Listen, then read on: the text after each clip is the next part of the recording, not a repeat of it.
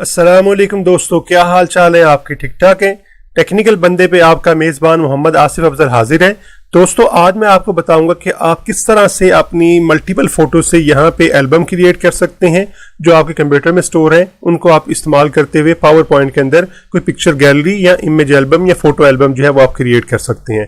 दोस्तों, अभी तक अगर आपने मेरा चैनल सब्सक्राइब नहीं किया तो प्लीज़ मेरे चैनल को सब्सक्राइब कर दीजिएगा और साथ में लगे बेल के आइकन को ज़रूर प्रेस कर दीजिएगा ताकि मेरे आने वाली जितनी भी नई वीडियोज़ हैं वो आप तक वक्त पे पहुंचती रहें। ओके दोस्तों, हम स्टार्ट करते हैं आज का काम जो है कि हम किस तरह से एक इमेज एल्बम जो है या एक फोटो एल्बम जो है वो पावर पॉइंट के अंदर जो है वो क्रिएट कर सकते हैं। दोस्तों, हम इंसर्ट के टैब के ऊपर जो है वो भी काम कर रहे हैं और हमने लास्ट लेक्चर में ये देखा था कि हम किस तरह से पिक्चर्स जो है वो ऐड कर सकते हैं अपनी स्लाइड्स के अंदर जो है। तो आज हम देखेंगे हम किस तरह से जो है वो कोई एल्बम क्रिएट कर सकते हैं। ओके दोस्तों, जस्ट मैं एक स्लाइड ऐड कर लेता हूँ ताकि यहाँ पे ये जो है वो आपको ये नज़र आ रही हो सारी जो है ऑप्शन जो है हमारे पास अवेलेबल है। तो यहाँ पे इमेजेस के अंदर हमारे पास एक फोटो और एल्बम की ऑप्शन है। दोस्तों, बड़ी ही ज़बरदस्त चीज़ है इस लिहाज से कि ये काम करने के लिए आपको डिफरेंट टूल्स जो है वो इस्तेमाल करने पड़ते हैं, लेकिन यही जो बड़ी सारी ऑप्शन जो हैं अब हमारे पास यहाँ पे पावर पॉइंट के अंदर अवेलेबल हैं। ओके दोस्तों, फोटो एल्बम पे हम जैसे ही क्लिक करते हैं तो ये हमें जो है वो एक विंडोज़ ओपन कर देता है। इस विंडो के अंदर जो है वो आपको कुछ ऑप्शन जो है वो प्रोवाइड कर रहा होता है कि आपने वो ऑप्शन किस तरह से जो है इस्तेमाल करनी है, ये मैं आपको अभी बता देता हूँ।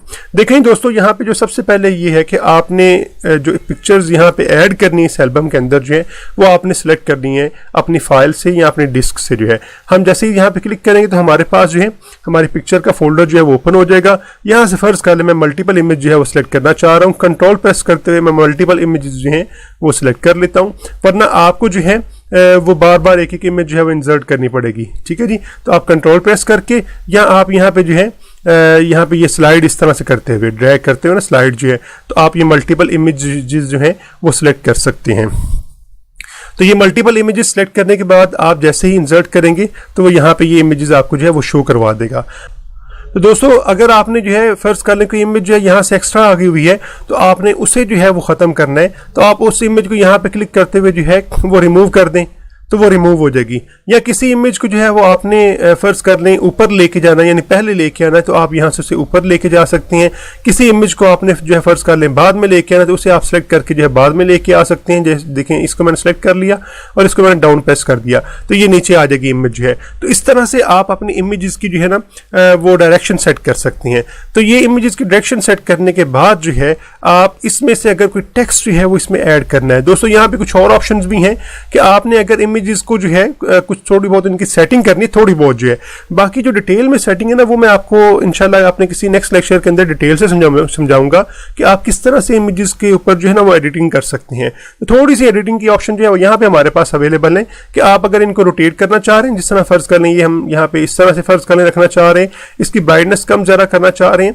ठीक है जी, चूंकि ये टेक्स्ट है तो इसीलिए आपको इतनी ब्राइटनेस का यहाँ पे जो है वो इफेक्ट नजर नहीं आ रहा होगा, कलर का सॉरी नजर नहीं आ रहा होगा। इसी तरह ब्राइटनेस जो है उसका भी कोई खास इफेक्ट आपको इसके ऊपर जो है वो नजर नहीं आ रहा होगा। ठीक है जी, तो ये आप यहाँ से ऑप्शन जो है वो कर सकते हैं, यानी आप उसके कलर को कम ज़्यादा कर सकते हैं। आप उसकी यहाँ से जो है इन दो बटन से ब्राइटनेस कम और ज़्यादा कर सकते हैं। तो दोस्तों, ये जो है वो ऑप्शन तो यहाँ पे होगी। अगर आप फर्ज कर लें कि यहाँ से ऑल इमेजेस जो है वो ब्लैक एंड वाइट में करना चाह रहे हैं तो आप ये ऑप्शन भी सिलेक्ट कर सकते हैं। इससे क्या होगा कि आपकी जितनी भी इमेजेस हैं वो सारी की सारी ब्लैक एंड यानी कलर में आने की बजाय वो सारी की सारी ब्लैक एंड वाइट जो है वो आपको यहाँ पे नजर आनी शुरू हो जाएंगी जो है। ठीक है जी, तो ये ऑप्शन सेलेक्ट करके आपने जिस तरह ये देखें अभी कलर में थी तो मैंने जैसे ये ऑप्शन सेलेक्ट की तो वो इमेज जो है वो ब्लैक एंड वाइट में होगी। अगर हम कोई और भी इमेज देखें तो वो सारी की सारी जो इमेजेस है ना वो ब्लैक एंड वाइट होगी। जैसे ही मैं इसको खत्म करूंगा तो वो आपको देखिए कलर में नजर आनी शुरू हो जाएंगी। तो आप अगर ब्लैक एंड व्हाइट में उन इमेजेस को इस्तेमाल करना चाह रहे हैं तो आप फिर यहाँ से उनको ब्लैक एंड व्हाइट भी कर सकते हैं। ओके जी, इसके अलावा हमारे पास यहाँ पे कुछ ऑप्शंस हैं। इनमें एक ऑप्शन जो है वो ये कि फिट टू स्लाइड जो है, हम आमतौर पर यही ऑप्शन जो है वो रखते हैं कि आपकी जो जितनी भी इमेजेस आ रही हैं वो स्लाइड्स में फिट आ रही हों, ये ना कोई स्लाइड से बाहर चली गई हो या कोई बहुत जो है स्लाइड से जो है वो बॉर्डर से बाहर चली गई हो या किसी एक साइड पे बाहर चली गई हो। इसलिए इसी तरह वो ये भी बता रहा है कि आप जो है वो पिक्चर का लेआउट किस तरह का रखना चाह रहे हैं। दो पिक्चर्स को जो है वो एक पे लेके आना चाह रहे हैं या आप सिंगल पिक्चर को जो है वो लेके आना चाह रहे हैं। और इसके अलावा जो है यहाँ फिट टू स्लाइड करना चाह रहे हैं। फिट टू स्लाइड में होगा आपकी जो स्लाइड का पोर्शन होगा उसमें वो कंप्लीटली फिट आ रही होगी।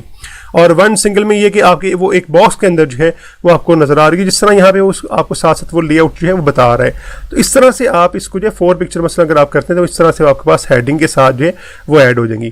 तो इस तरह से आप यहाँ से कोई सी भी ऑप्शन जो है सिलेक्ट कर सकते हैं। अभी हम फिलहाल फिट टू स्लाइड कर देते हैं, लेकिन एक बात याद रखिएगा, अगर इमेज का साइज बहुत छोटा है तो फिर वो आपके स्लाइड के ऊपर फिट नहीं आ रही होगी।